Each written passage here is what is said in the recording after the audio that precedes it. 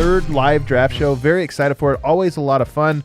The ESPN, whatever. Turn it off. You guys don't want to hear Stephen A. Smith tell you about, Do you want to hear about how to rebuild the Lakers? Yeah, no, you don't want to hear about that. Exactly. Are the Knicks going to trade back? Are they going to trade up? Is James Harden going to opt in? We'll find out eventually. What's the latest on Ben Simmons? Have you heard? Him and Kyrie, are they working out together? We don't know.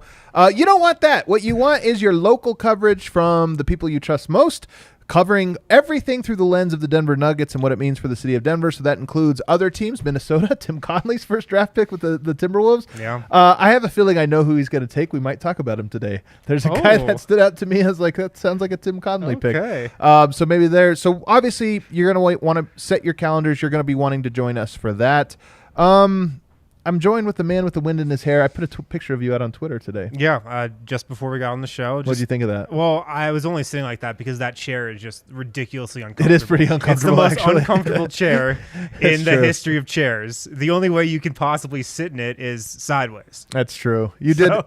You look like, I think, I'm trying to picture, there's something I have in my head. If somebody could help me out, if you find the tweet, I have an image in my head of somebody sitting like that. And I'm trying to think, is it the Little Mermaid?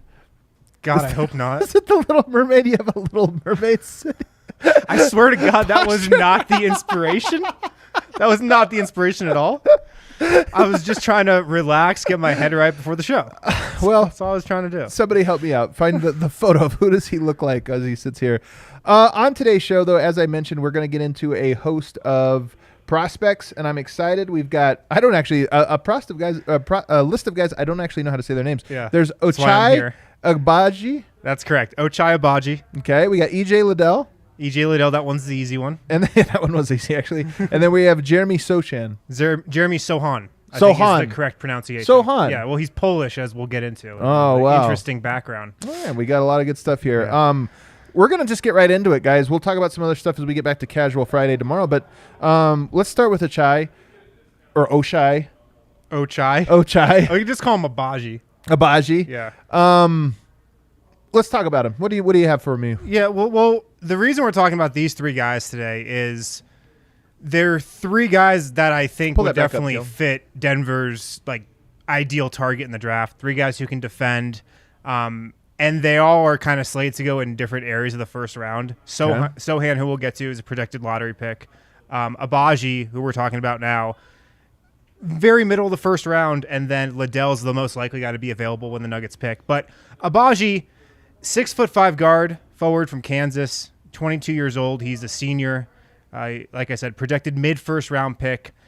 He's a shooter, man. Yeah. Tons of shooting upside with him. I mean, the way he runs around the three-point line looks like Buddy Hield out there. Yeah. Specifically in the catch and shoot. He actually, you know what? His shot does look. I was trying to think of who it was. You're right. There's a Buddy Hieldness to it, where Buddy kind of almost crosses his body a little bit, and he kind of has that too. I'm glad you solved that one. But the difference between him and Buddy Hield is Agbaji's a really good defender. Really good on ball. He's smart. He's got quick feet on the perimeter, 6'10" wingspan, and he is 6'5", so pretty good size for a 2 and 3. Mm-hmm. He attempted to go back to his shooting 7.4 threes per 40 minutes last season. That was actually down from the 8.4 per 40 he attempted as a junior. But he loves to shoot the three. He's got a really confident shot, and he can knock it down too. And then other stuff on him.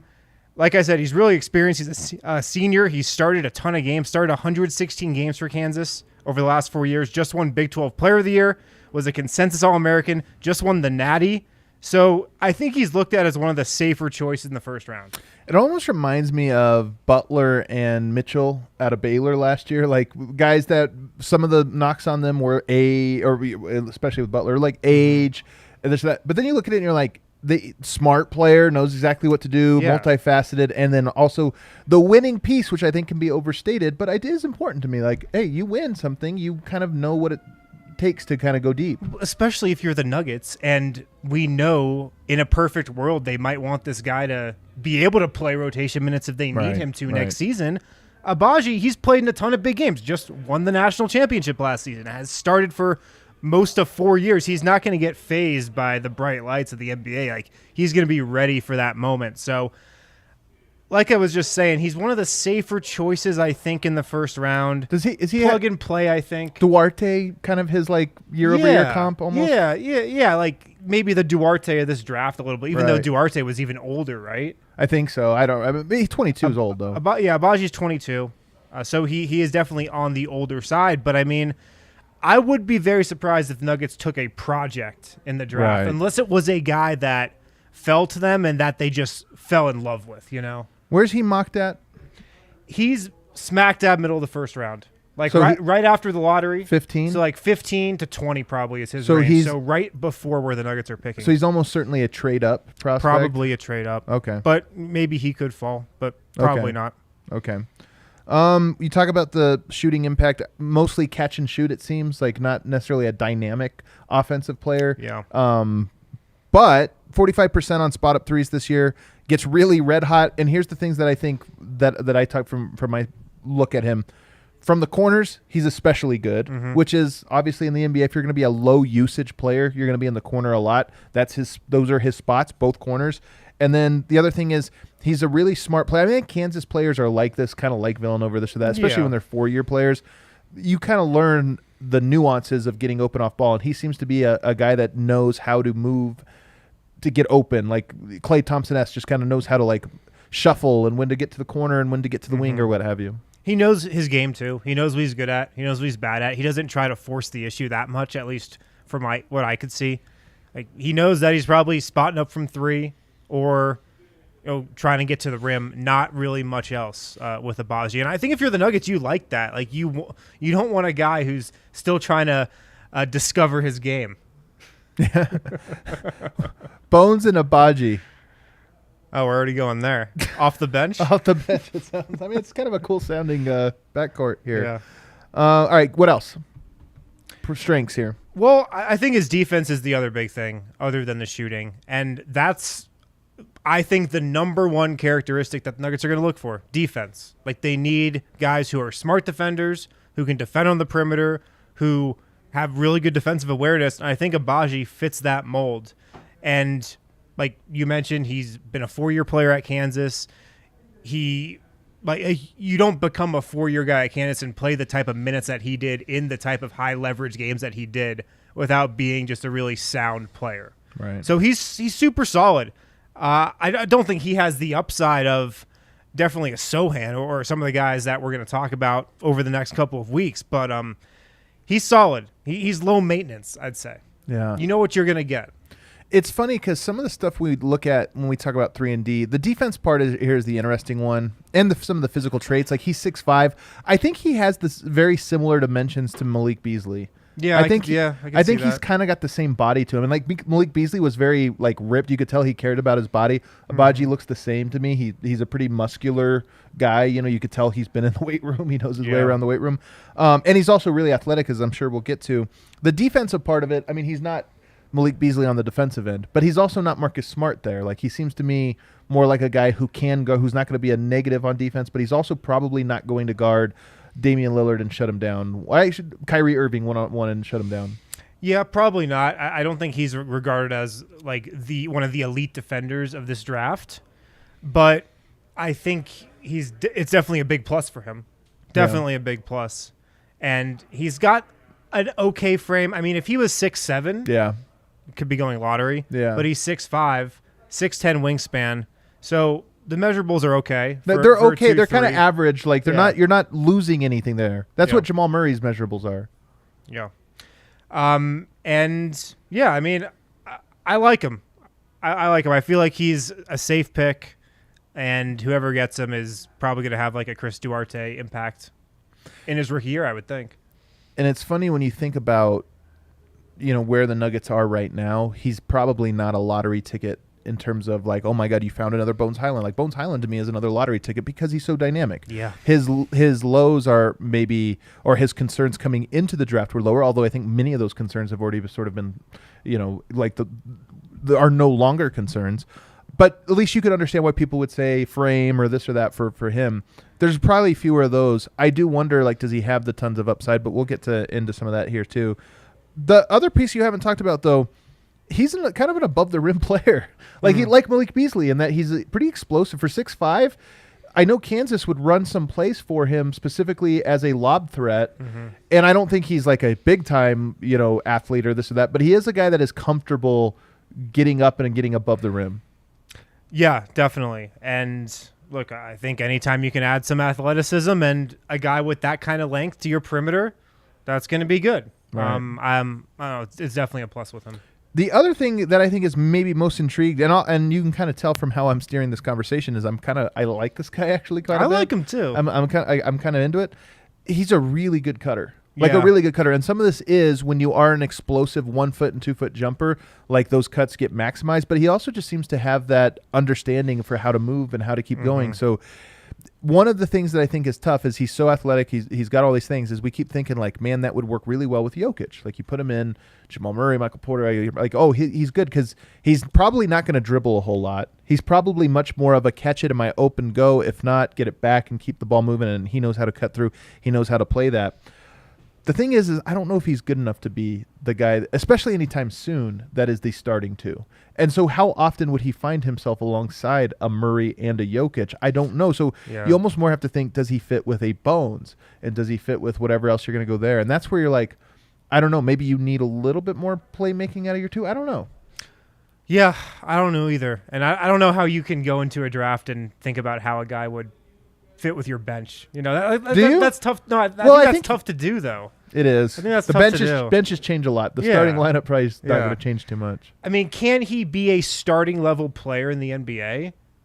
I think he could in the same way KCP is a starter in the league. Like, that's going to be his type of role. Is he as good of a defender as KCP? Yeah, I think he could be. Really? Okay. How good of a defender? Is KCP 80th percentile defender? He's an 80th percentile defender, meaning not 80th percentile of all players. He's higher than that. But of guys that are considered defenders, he's probably an 80th percentile. Yeah.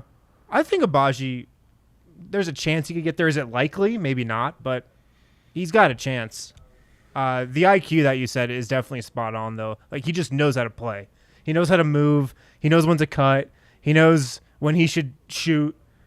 Like, he just knows how to play the game. And that's something you really like if you're the Nuggets and you want a guy to maybe contribute early on. Do we know anything else about, some of the behind-the-scenes stuff? Like what kind of leader is he or character guy is he, teammate, any of those types of things? I don't. I would just say that the fact that he comes from Kansas and was a leader of that team, a 4-year starter for the most part, and has all the accolades that he does, I would be pretty surprised if there was anything surprising on the background. Okay. Yeah.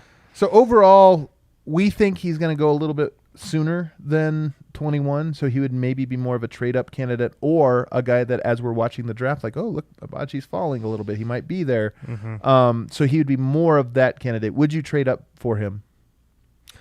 Probably not. Probably not, unless it was like a future second or something. If it was just something that was non-consequential. Like, am I trading Monte Morris to get him? Right. Probably not. Yeah. Like, no way. Yeah. So there you go. I think he's probably out of reach, but I'm really intrigued by him. And it's another one of these. One of the things about the draft is when you go through the draft, one, you never know who's going to fall on draft night. Yeah. So you like to be prepared. But two, it's always nice to kind of research these guys coming into the league because they're going to end up being the guys 3-4 years from now. There was a great graphic I saw the other day of like the 2017 draft. And I think there was 10 players that are still with the team. 2 of them are on the Nuggets.